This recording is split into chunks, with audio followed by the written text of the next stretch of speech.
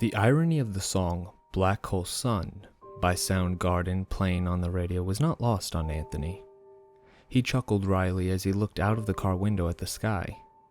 He assumed the irony was not intentional. The last 30 minutes, the radio had been playing randomized songs. He was pretty sure there wasn't anyone left who hadn't abandoned their post at the radio station. Anthony took a deep drag from his cigarette and blew out smoke along with the wistful thought.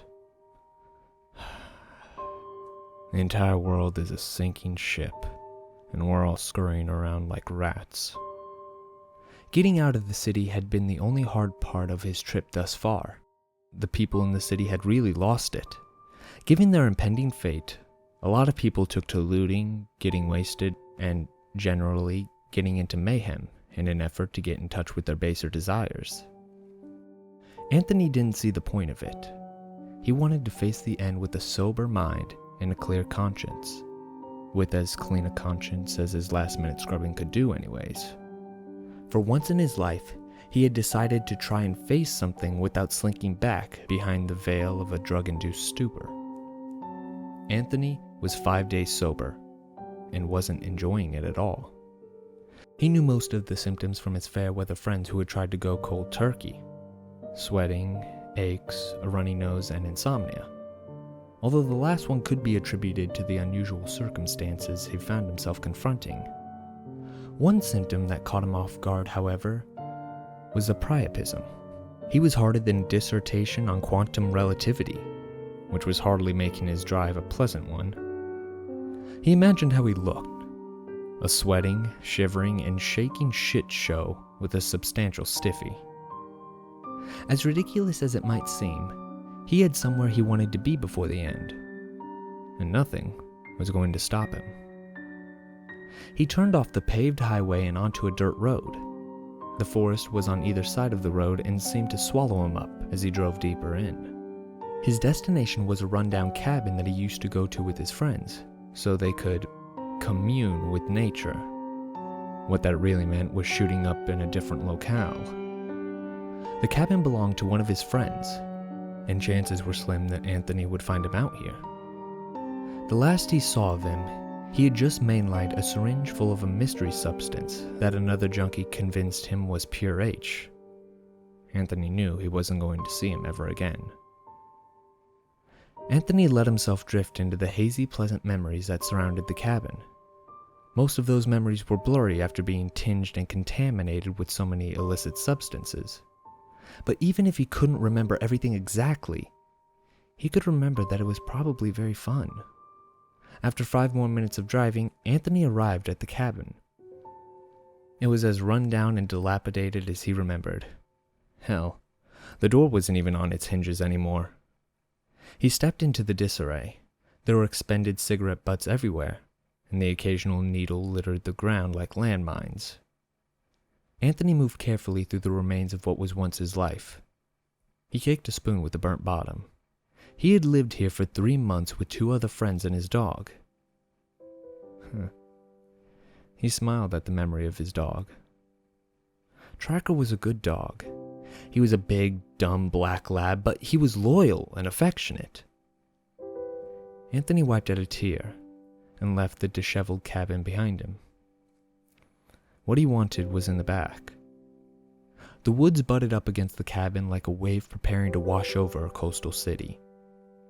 Anthony took a deep breath to steel himself and ventured deeper into the woods.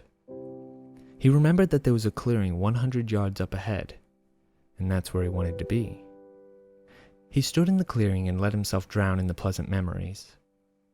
He remembered riding in the back of his friend's pickup truck to the cabin. Tracker had been so excited and enticed by the smells around him that he hopped out of the truck before it even came to a stop. He vanished into the woods for a few moments before returning, panting up a storm. Anthony scratched him behind the ears and they went inside. The clearing was 10 or 15 feet wide and gave him a clear view of the sky. Anthony sighed and said aloud, I guess you're wondering why I'm here after how we left things.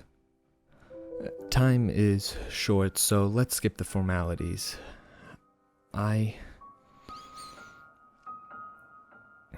came here to say how sorry I am.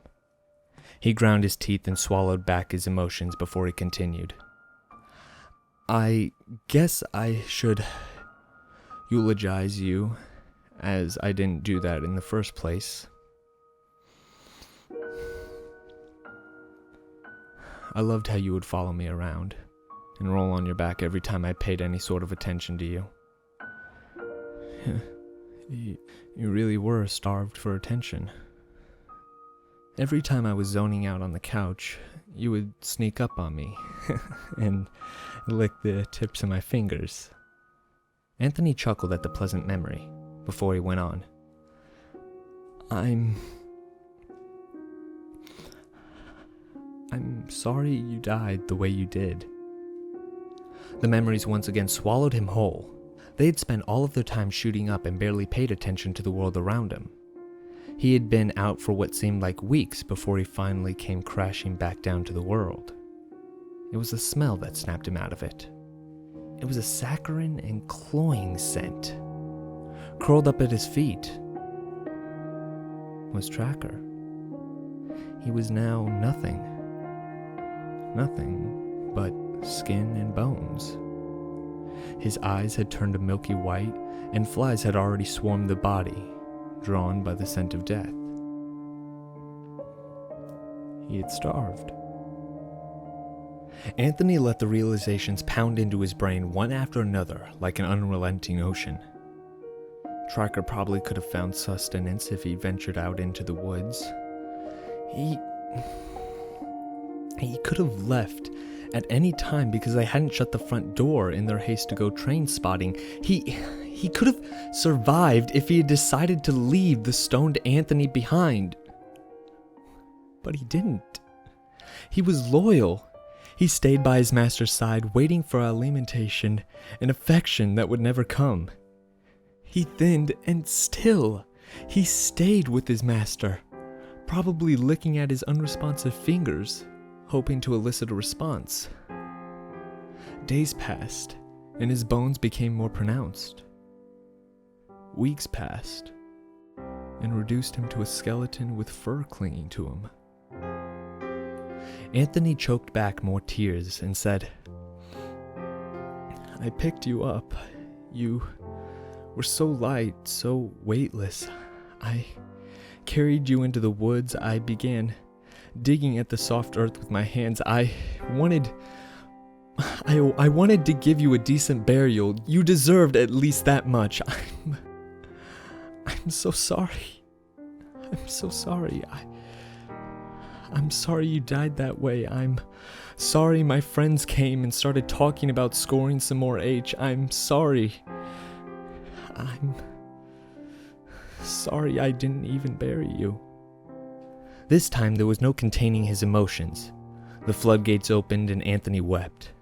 I just left you out in the opening to be picked apart by scavengers and insects. You didn't deserve that.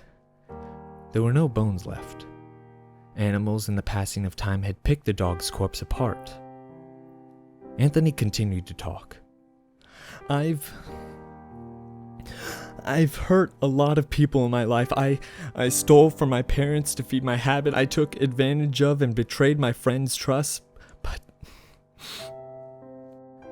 But the worst thing I have ever done was out here in the woods. In this clearing. You were by my side when you died. It's the least I can do to be by your side when I go. He glanced up at the horror that awaited him, that awaited everyone. The pinprick of inky blackness had grown in the sky. It was now like a tumescent, cancerous mass, and Anthony imagined its jaws were snapped open wide to swallow everything in a single, horrifying gulp. Anthony watched as the space around it was distorting and being drawn in by the black hole's intense pull. He stood by where the body of his best friend had once been laid to rot and be torn apart. and felt the fear rising up in his chest. A blurb of lyrics floated into his head, and he couldn't help but smile at the poor timing of it all. Hang my head, drown my fear, till you all just disappear. Black hole sun, won't you come and wash away the rain?